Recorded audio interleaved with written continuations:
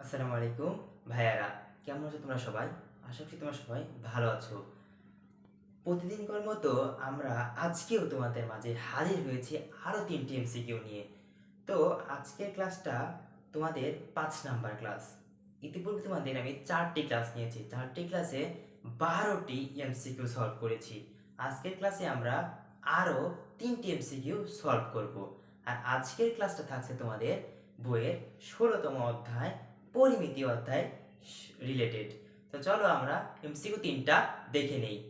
First এমসিকিউটাতে বলা হয়েছে একটি সমবাহু ত্রিভুজের বাহুর দৈর্ঘ্য ২ সেন্টিমিটার হলে এর ক্ষেত্রফল কত বর্গ সেন্টিমিটার।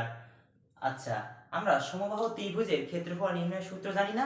সমবাহু ত্রিভুজের ক্ষেত্রফল নির্ণয়ের সূত্র হলো √3/4 a স্কয়ার। এটা হলো আমাদের সমবাহু ত্রিভুজের ক্ষেত্রফল নির্ণয়ের সূত্র। সমবাহু ত্রিভুজ কোনটা? যে ত্রিভুজের তিনটা বাহুই সমান।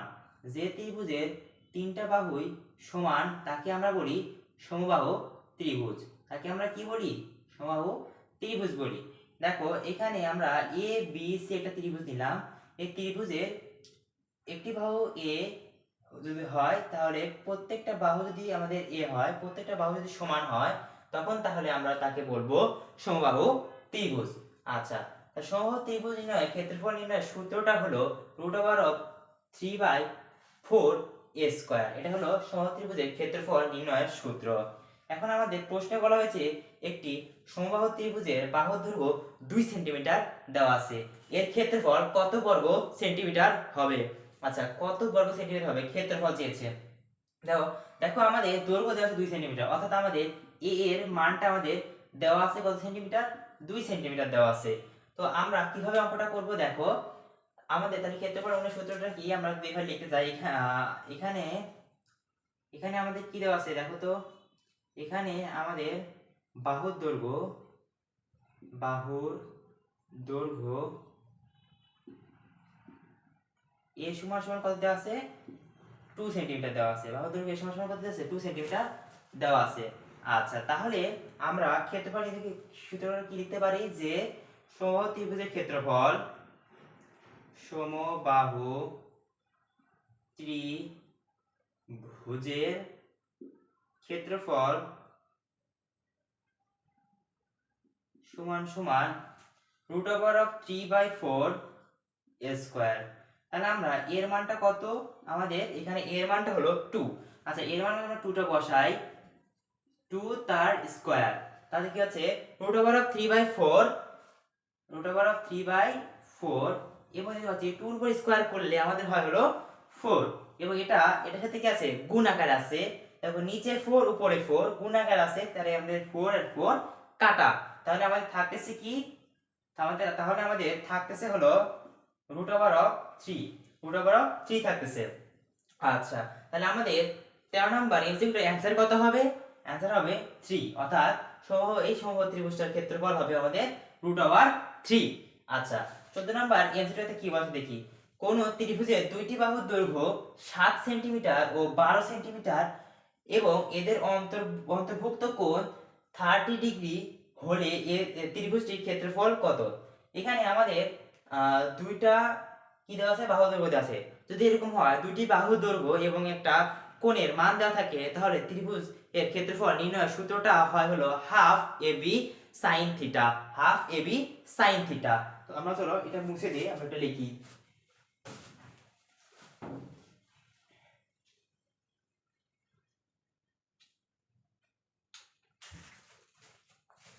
ওকে, 14 নাম্বার এমসিকিউটাতে কি বলা আছে দেখো।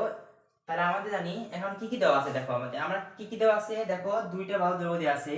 তাহলে আমরা জানি এখানে এখানে একটি বাহু এ সমান সমান 7 সেন্টিমিটার ধরলাম। আচ্ছা, আবার অপর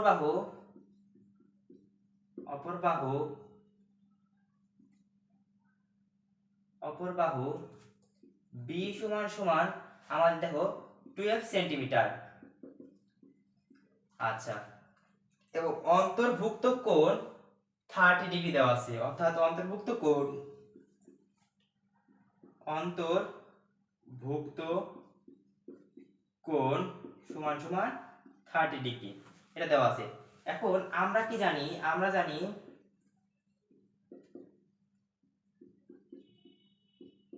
যদি এরকম থাকে দুইটা বাহুর মান দেওয়া থাকে বা দুইটা বাহুর দৈর্ঘ্য দেওয়া থাকে আর কোনো অন্তর্ভুক্ত কোণ দেওয়া থাকে, তাহলে আমাদের ত্রিভুজের সূত্রটা হবে, ত্রিভুজের ক্ষেত্রফল সূত্র হবে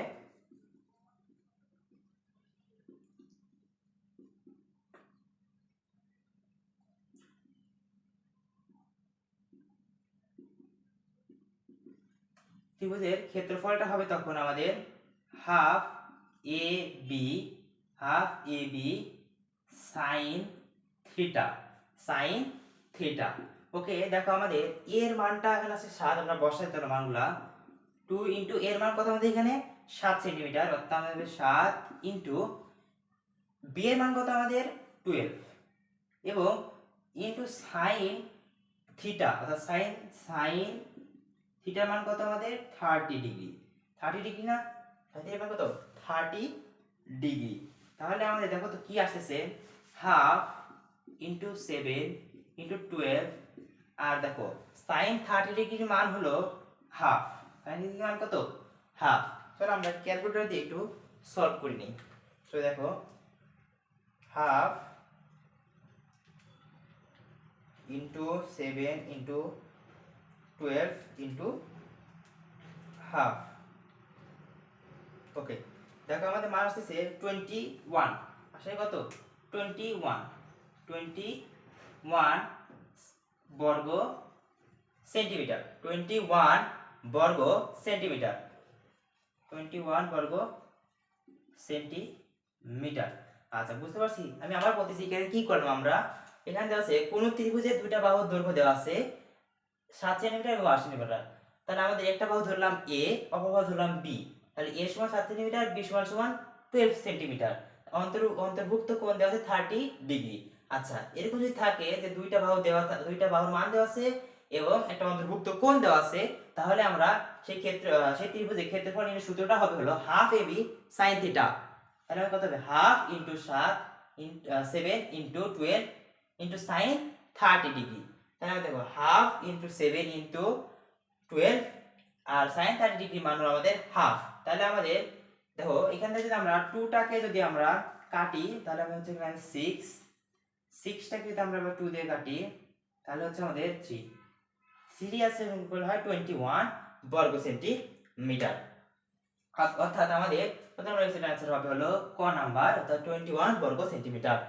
ওকে, 15 নাম্বার এমসিকিউতে কি বলা হয়েছে, একটি সমবাহু ত্রিভুজের ক্ষেত্রফল 25√3 বর্গ সেন্টিমিটার হলে বাহুর দৈর্ঘ্য দেওয়া চাইছে। এখন ক্ষেত্রফল চাইনি, এখন চাইছে বাহুর দৈর্ঘ্য, অর্থাৎ ক্ষেত্রফলটা দিয়ে দিছে, চাইছে বাহুর দৈর্ঘ্যটা কত হবে। তো চলো কিভাবে আমরা বের করব এটা দেখি।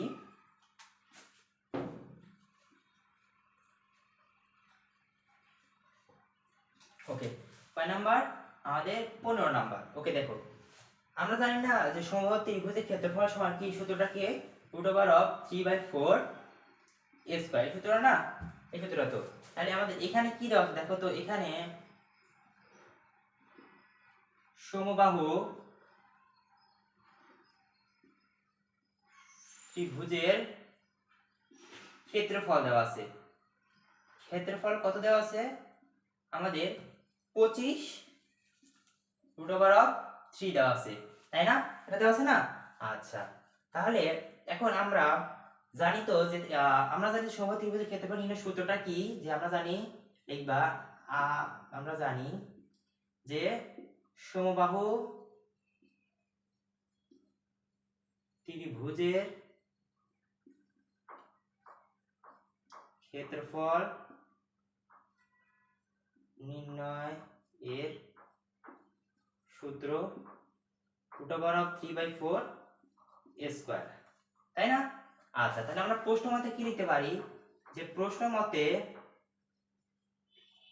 কি লিখতে পারি আমরা, দেখো প্রশ্ন মতে শর্ত মতে লিখতে পারি, প্রশ্ন মতে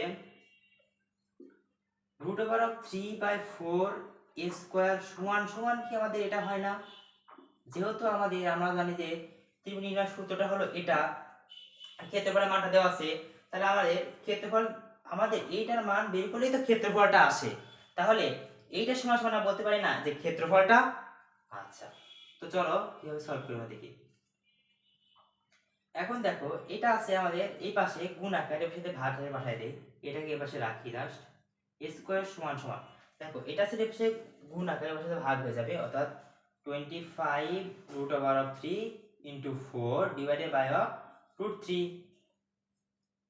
বাহ, দেখো কি হচ্ছে এখানে রুট 3 আর এখানে রুট 3 কিন্তু এখানে গুণ আকারে আছে, রুট 3 আর রুট 3 কি আছে গুণ আকারে আছে, রুট 3 আর রুট 3 আমরা কাটা দিতে পারি না। হ্যাঁ, আচ্ছা, a স্কয়ার সমান সমান 25 দ্বারা যখন আমরা 4 দিয়ে গুণ করব 25 কে, তাহলে আমাদের হয় হলো 100, 4 25 100, কত হলো আমাদের 100।